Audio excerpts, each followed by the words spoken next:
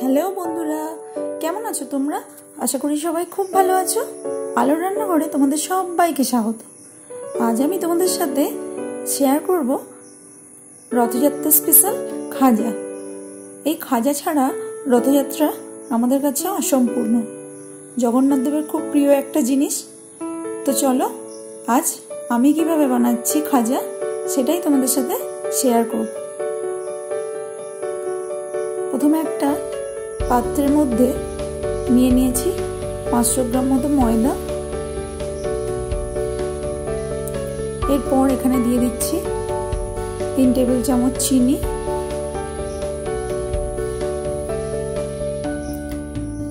দেব সামান্য একটু নুন,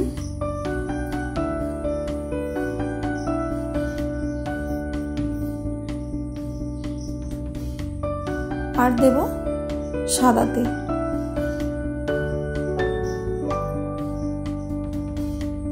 সাদা তেলের পরিমাণটা একটু বেশি দিতে হবে, কারণ যেহেতু এটা খাস্তা হবে তাই ময়ানটা খুব ভালো করে দিতে হবে, তাই অনেকটাই তেল দিয়ে দিলাম।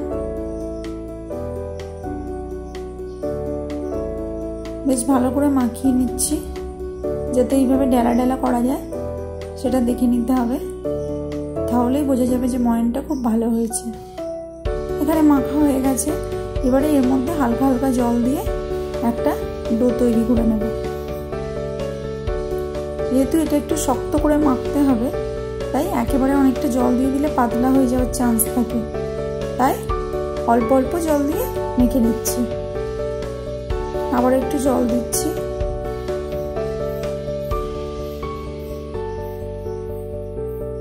এভাবে থেসে থেসে ভালো করে আমি একটা ডো তৈরি করে নিয়েছি।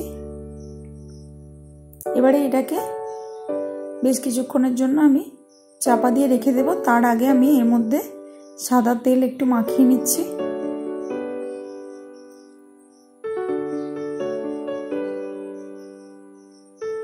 এবারে এটা কিছুক্ষণের জন্য রেখে দেব। মাখাটা সাইড করে দিয়ে এবারে আমি একটা কড়ার মধ্যে দিলাম 2 কাপ চিনি, আর দেব 1 কাপ জল। এই অনুপাতেই কিন্তু মাপটা করতে হবে।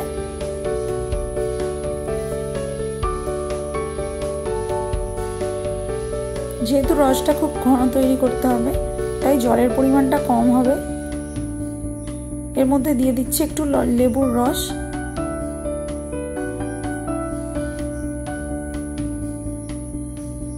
এবারে ভালো করে রসটা নেড়ে চেড়ে জাল করে নেব।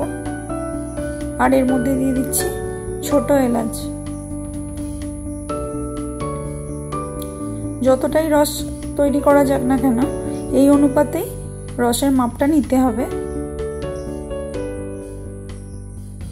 বেশ ভালো করে জাল দিয়ে নিচ্ছি।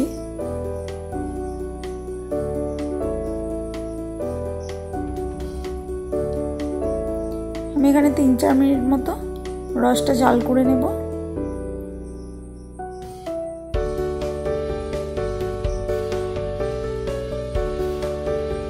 এই যে বেশ ভালো রকম ফুটে গেছে রসটা।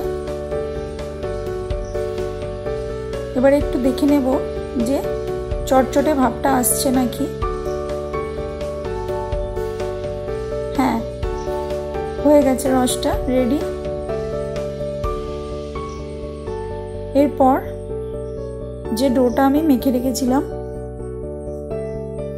সেটা আরো একটু থেসে নেব। আমি এখানে আধ ঘন্টার মতো ডোটা রেখে দিয়েছিলাম।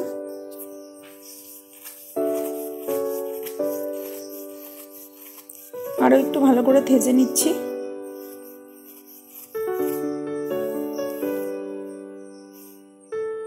ঠাসা হয়ে গেছে। এবারে একটা বাটির মধ্যে আমি এখানে নিয়ে নেব 3 চামচ ময়দা,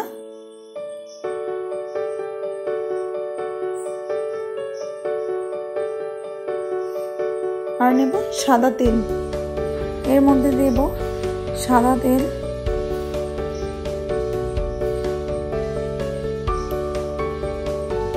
4 চামচ মতো সাদা তেল নিয়েছি। এবারে ভালো করে একটা মিশ্রণ তৈরি করে নেব।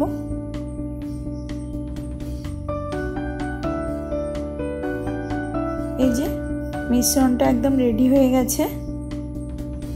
এইভাবে ঘন একটা মিশ্রণ তৈরি করতে হবে। এরপর এই ডোটা থেকে আমি বড় বড় লেচি কেটে নেব। এরকম বড় বড় সাইজের লেচি কেটে নিচ্ছি।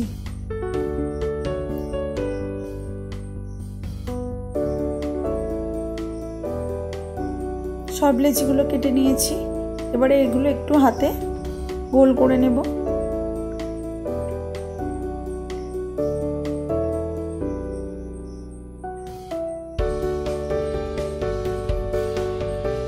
এইভাবে একটু গোল শেপ দিয়ে দিচ্ছি।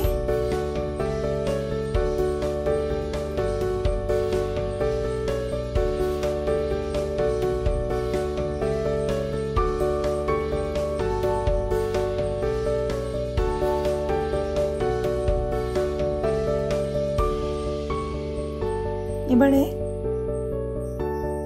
এক একটা লেচি নিয়ে এইভাবে বেলে নিতে হবে।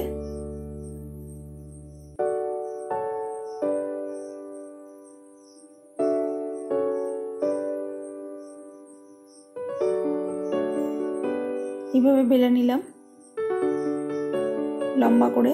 এবারে ওর মধ্যে ওই যে মিশ্রণটা তৈরি করে রেখেছিলাম ওটা ভালোভাবে মাখিয়ে নিতে হবে।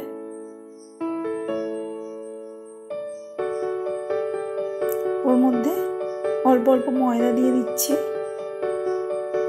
ময়দা ছড়িয়ে দিলাম, ভালো করে মাখিয়ে নিচ্ছি। এইভাবে করলে পার্টগুলো কিন্তু খুব ভালো আসে খাজার। এইবারে এইভাবে রোল করে নিতে হবে।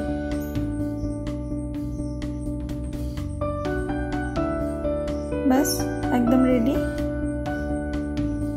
এটাকে সাইড করে নেব। আমি আবারও আরেকটা দেখিয়ে দিচ্ছি। ঠিক এইভাবে লম্বা করে বেলে নিতে হবে।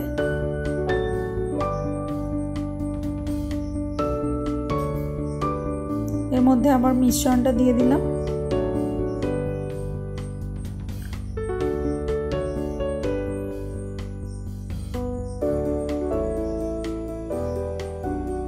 এর মধ্যে দিয়ে দিচ্ছি ময়দা।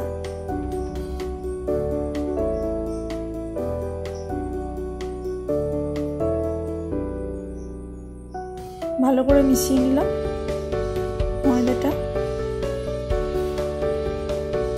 আবারও রোল করে দেব।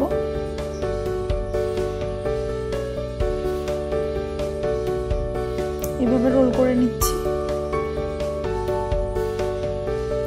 একদম রেডি হয়ে গেছে।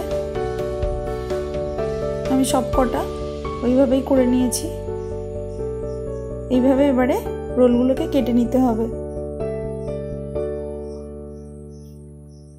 রোলগুলো কেটে নিয়ে এইভাবে বেলে নিতে হবে। আমি আবারও আর একটা দেখিয়ে দিচ্ছি।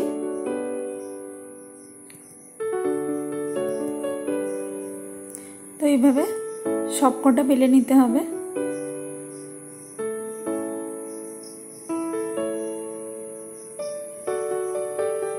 এইবার একটা কড়ার মধ্যে আমি নিয়ে নিচ্ছি সাদা তেল।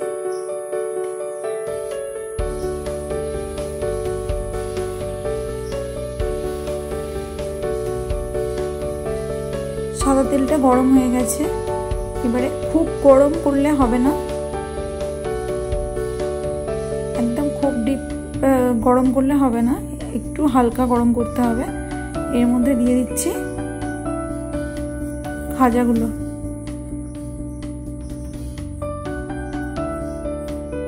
এই যে ভেসে এসছে। এবারে উল্টে দিতে হবে।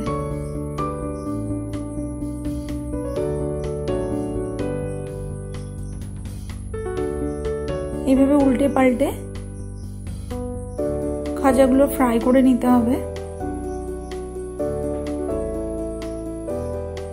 যতক্ষণ না ডিপ ব্রাউন কালার আসছে ততক্ষণ এগুলোকে এইভাবেই ফ্রাই করতে হবে। আর অবশ্যই লো টু মিডিয়াম আছে এই কাজটা করতে হবে, একদমই হাই ফ্লেম দিলে হবে না। এই যে ভাজা হয়ে গেছে খাজাগুলো। এবারে আমি তুলে নিচ্ছি।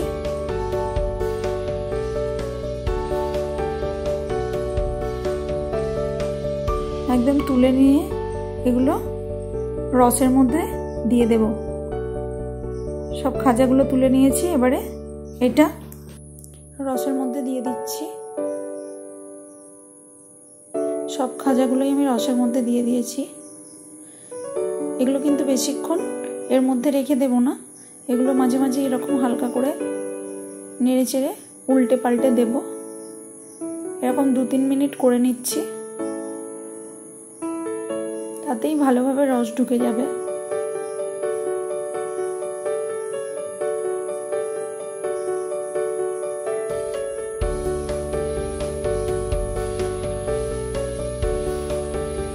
আমি 2-3 মিনিটের মতো রেখে দিয়ে উল্টে পাল্টে নেড়ে নিয়েছি। এবারে তুলে নিচ্ছি খাজাগুলো।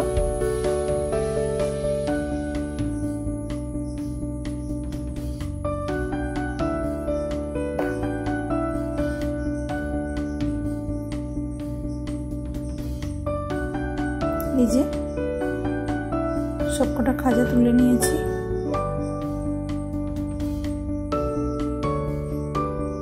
একদম রেডি হয়ে গেছে রথযাত্রা স্পেশাল খাজা। তো বাড়িতেই খুব সহজে এই খাজা বানিয়ে নেওয়া যায়, দোকান থেকে না কিনে এইভাবে একবার বাড়িতে ট্রাই করে দেখতে পারেন, খুব সুন্দর খেতে হয়। তো আমার এই রেসিপিটি যদি আপনাদের ভালো লেগে থাকে তাহলে প্লিজ চ্যানেলটি লাইক, কমেন্ট এবং সাবস্ক্রাইব করে পাশে থাকা বেল আইকনটি প্রেস করে দেবেন। আর আমার চ্যানেলে নতুন নতুন রেসিপি পেতে আমার চ্যানেলটি ফলো করুন। দেখা হচ্ছে পরবর্তী কোনো রান্না নিয়ে। ততক্ষণ টাটা, ভালো থাকবেন, সুস্থ থাকবেন।